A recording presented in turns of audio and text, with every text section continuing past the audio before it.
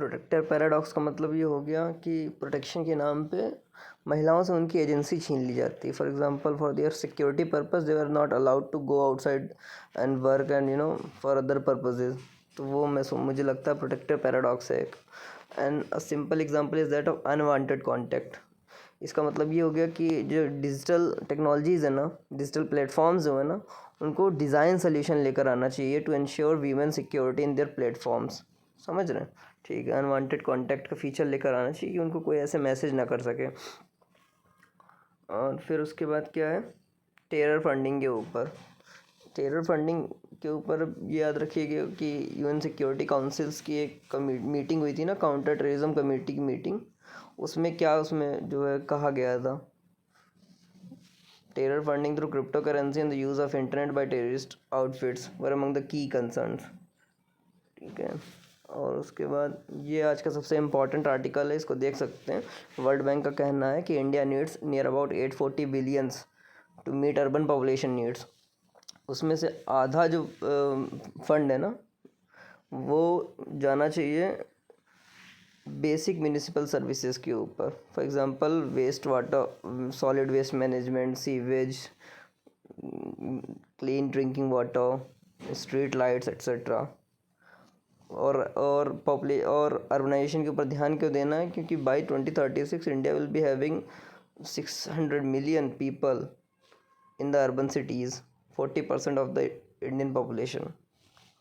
बाकी ये सबसे अच्छा आर्टिकल देख सकते हैं इसको। फिर ये एक बहुत ही एक डिबेट चल रही है इसकी, but debate in the sense, एक बहुत बड़ी कंपनी है, उसका नाम है FTX, और that was founded by Sam Bankman fried. Sam Bankman की कंपनी थी, सेकंड लार्जेस्ट क्रिप्टो एक्सचेंज की कंपनी थी। तो वो बैंक्रप्सी को फाइल करने वाले हैं वो लोग, समझ रहे हैं? तो ये दर्शाता है कि किस तरीके से जो क्रिप्टो मार्केट है कितनी ज़्यादा वोलाटाइल है। तो एक बार आप उसमें देख लीजिए, ज़रूरी क्या है कि स्टोरी टाइप की है, आप इसको समझेंगे तो अच्छा लगेगा आपको। ठीक है,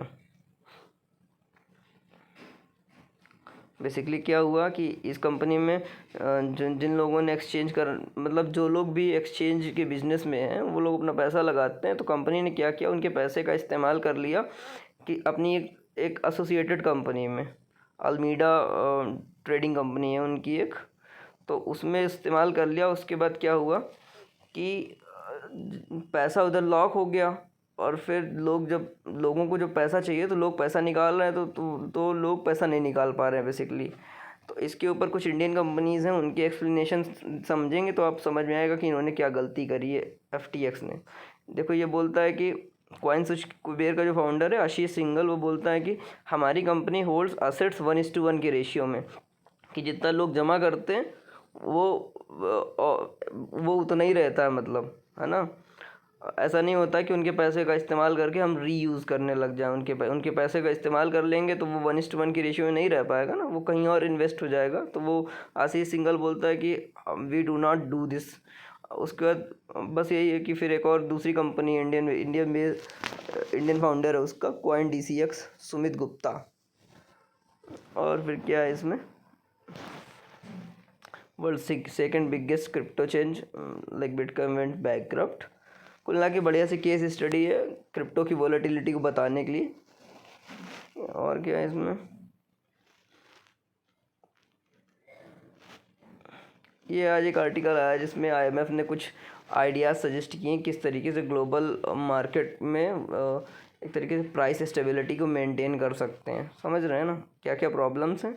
तो उसमें मेंशन किया हुआ है, 3-4 प्रॉब्लम मेंशन किया हुआ है कि रशिया UK की वॉर की वजह से सप्लाई चेन चोक हो गई, और वो एक प्रॉब्लम है। उसके बाद चाइना की जो इकोनॉमिक ग्रोथ है ना, वो स्लो डाउन हो गई। उनके यहाँ पे रियल इस्टेट क्राइसिस चल रही है। तो China is itself a global growth engine. तो वो जब स्लो हो जाएगा तो मतलब ग्लोबल मार्केट स्लो हो जाएगी। उसके बाद फिर एक और जियोपॉलिटिकल टेंशन के अंतर्गत साउथ चाइना सी में जो टेंशन चल रही है वो हो गई। और फिर उसके बाद यूरो और ब्रेक्सिट के बीच में जो रिश्ते जो हैं वो सही नहीं चल रहे हैं। प्राइस स्टेबिलिटी, डेप्ट level protection to the most vulnerable. तो IMF की कुछ सजेशंस हैं इसमें कि हमको क्या करना चाहिए। और उसके बाद ये क्या है, ये सेकंड मोस्ट इम्पॉर्टेंट आर्टिकल है। इंडिया ने अपनी एक स्ट्रेटजी जो है सबमिट करी UNFCCC में कि हम किस तरीके से ज़ीरो एमिशन का हमारा प्लान रहेगा 2070। स्ट्रेटजी हमारी क्या रहेगी, तो स्ट्रेटजी का नाम है लॉन्ग टर्म लो एमिशन डेवलपमेंट स्ट्रेटजी।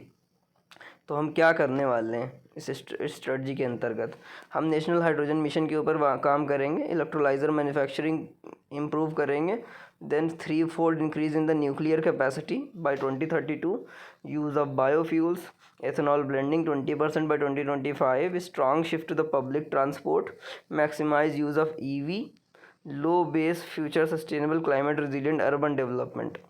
तो ये इंडिया की स्ट्रेटजी का हिस्सा है। फिर अगला क्या है, फिर एक मास फिनोमेना चल रहा है जिसमें वर्कर्स को सारी कंपनियां क्या कर रही हैं, प्रॉफिटेबल बनने के चक्कर में बहुत सारे वर्कर्स को हटा दे रही हैं, बाहर कर दे रही हैं। तो Amazon is going to fire near about 10,000 workers and these 10,000 workers comprise 3% of its total corporate staff. ऐसे मेटा ने बहुत सारे वर्कर्स को फायर किया। मेटा हो गया, फिर अमेज़ॉन हो गई, और उसके बाद ट्विटर हो गई, है ना।